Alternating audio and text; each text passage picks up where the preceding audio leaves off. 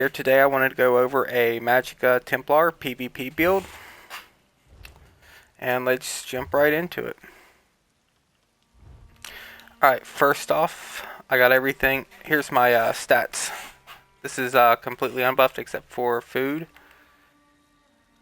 Sitting at 36 Magicka, 26 health, 16 stam, 14 for the Magicka Recov,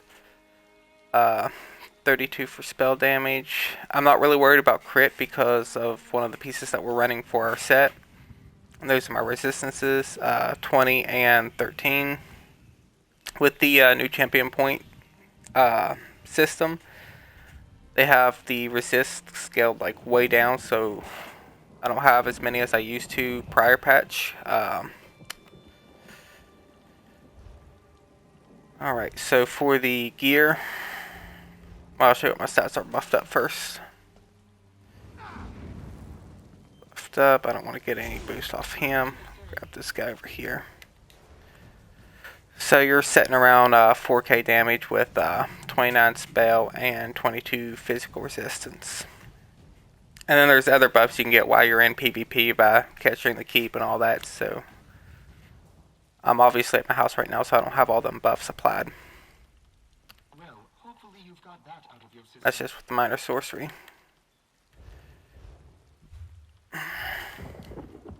Alright, so for gear pieces, I am running spinners for my weapon. With Nernhone Shock for the back bar, I'm running potatoes. It's still really good. You can run a resto if you want. However, I really like if you need to get out, it makes you a little bit tankier to help out a lot too. Alright. Now for my monster stat, I'm running One Piece Kina. And then my body is Swift. Reduces damage taken by 10%. Give me a bunch of armor. Some Magicka. Now I haven't got everything completely on trait yet. But ideally you want as many impenetrable pieces as you can possibly get. I got a couple reinforced here. Yeah, you can also, if you wanted to, you could make your heavy pieces like your helmet, your chest, and your legs. You could make them reinforced if you wanted to, but I would prefer to go all impin. And for my jewelry, Swift right here. I run Magicka Recov. You can run infused with spell damage. However, I like having the little bit more resources for the recovery. It helps out a bunch. But if you want to, you can make them infused and spell damage if you want. But I like having a little bit more mag and the recov on them. Now for this one down here, this is Malata's Band of Brutality. So instead of running the other monster set, this increases my damage done by 25%. However, I cannot crit. Like I was saying earlier, I don't have very much crit. I'm not worried about crit. A lot of people build penetration in PvP, and this, and they have those resistances. And with the way that resistances are now, you're gonna deal a lot more damage, and it's really nice. And I haven't even got everything in gold yet. I'm playing on console, so I am a little bit behind on all that. As far as skills, on your primary bar, I run Puncture, Toppling Charge, Degeneration, Purifying Light, and Elemental Drain. And then for the ultimate, the Crescent Sweeps.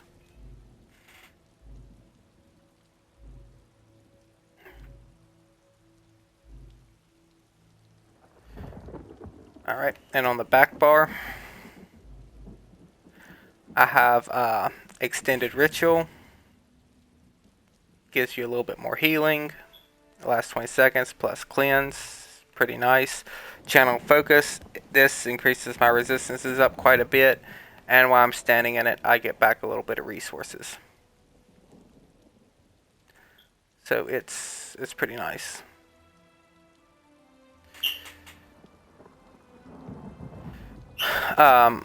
Now defensive stance, I don't actually use this ability. It's there because whenever you have a shield equipped, the damage you block is reduced by 10%. So it's pretty nice to have on your back bar. Now these two you can kind of play around with and select different things if you need to. However, I prefer Race Against Time because it's got that speed boost, plus you get that extra damage.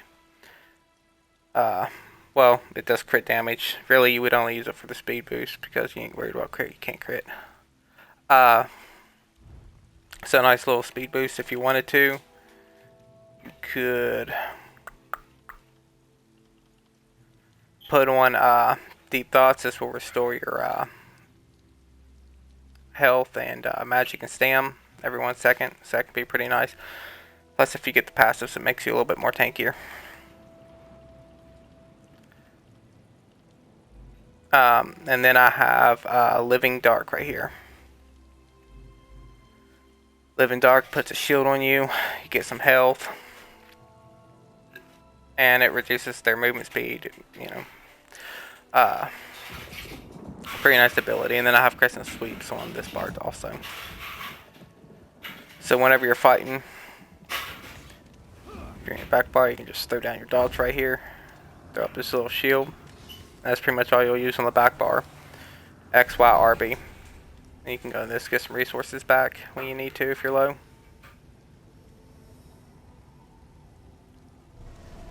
Okay, but for your front bar, whenever you go to fight, it's just X, B, Y, and then you toppling charge on them. Throw this down. And then whenever you get your ultimate, you can burst them down.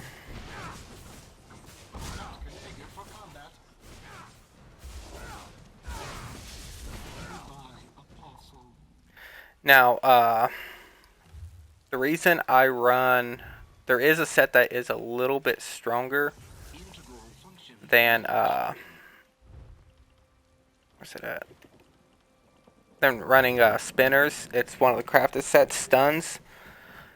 It does do more damage, but more of a burst damage whenever you knock them off balance. It can be pretty persistent at times, but something just feels better about the spinners. So it's up to you if you want to run the spinners or the stuns.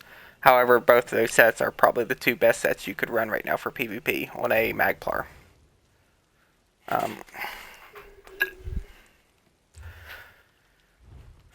Now into... But there's tons of passives you can get from the Assault and Support that'll increase your stuff even farther after you take a keep. You get your stamina, magic recovery, and all that fun stuff. So make sure these passives can be pretty strong in PvP. So all your stats would get boosted even higher. Now the champion point tree, it's a little different. I should probably make a little 2-minute video explaining that.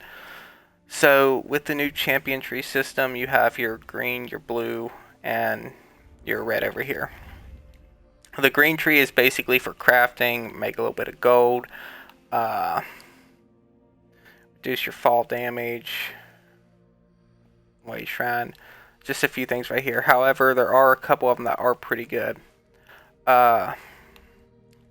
See, this one over here repairs your less repair, and that's your movement speed when out of combat. So how this works, you see these little light numbers right here. These are passive. So basically, the higher level you get, you can just throw points in them. They cap out at different numbers, but these are just, you know, you wanna max all these eventually as you level, but put points into what you feel is going to be more necessary. Now there's these, if you look at the top of your screen, or the top of my screen right here, you'll see how I have these bars for green, for blue, and for red. right here, if you hit triangle, you'll see these off to the side right here on my left.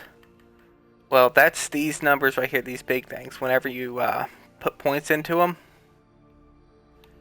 these big green nodes, you can only have 4 of them active per tree. So you could max out every node here, but you would have to pick between 4 of them and make them active, and that's when you slot them, the slottables people were talking about. Now for PvP, there's one right here. This right here increases your mount speed by 2% per stage. Total, I'm at 6%. Very nice for when you're mounted, especially in PvP. It will help out tons. But the best one to get, in my opinion, would be right here. It's War Mount. Improves mastery with mounts, removing all mount stamina costs outside of combat. Meaning when you're in PvP, that mount can run forever and you ain't going to have to worry about stam. Really, really nice. Now over here at the blue tree, it works the same way here. See how you have these little like gold numbers you can put all your points into? Alright. Now, I'm using, I'll go quick start. Here's the ones that I'm using for PvP. These 4. Biting Aura,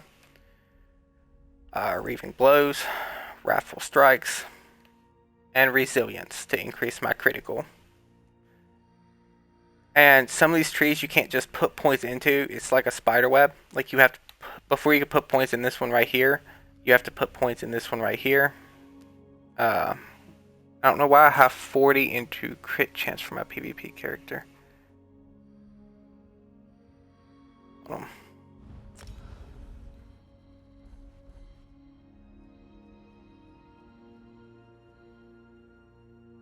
Alright. So you only need 10 points in this one before you can move on. If I took away the 9, this would disappear. I couldn't put points into it. Now, there's in this tree, there's these big, giant, glowing ones right here. Well, you can click on these ones and go into them, and there's a secondary tree right here. Alright. So this is your penetration. I don't want to use that one. Put some points in this one. There we go. This is magical effects. Put points into that. But you want to max out this right here for more damage. Magic over here. Stam on this side. And then this one right here, you got some resistances.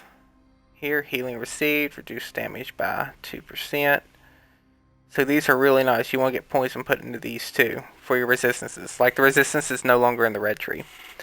Now over here, this is if you want your critical resistances. That's this right here. So you want to max that out for PvP so crits don't do nothing. Now onto the red tree, really, really nice. There's a couple things here. Right here you'll have max health. This is nice. It's an extra 1400 health. So it's pretty powerful. This one right here is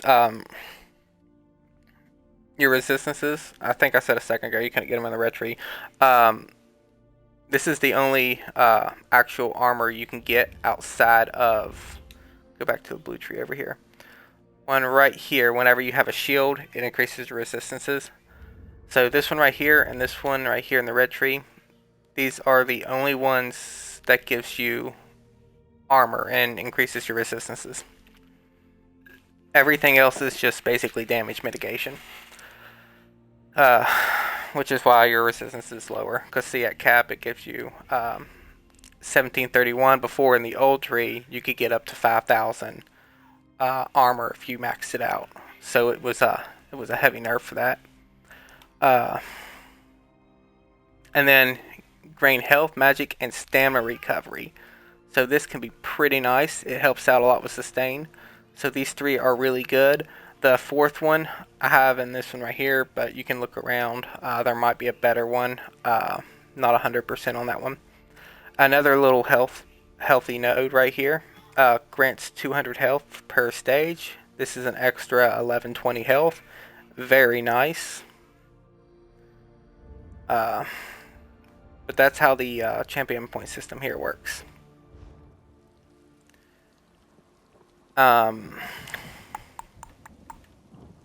For food, it hasn't really changed much. You still want to be running the Bewitched Sugar Skulls. It's going to give you health, stamina, magicka, and health recovery. It's pretty nice. What was my health recov? With it, I was set at 958. Okay. Resistance is at 2609. And like I said, in PvP, all your stats will go up.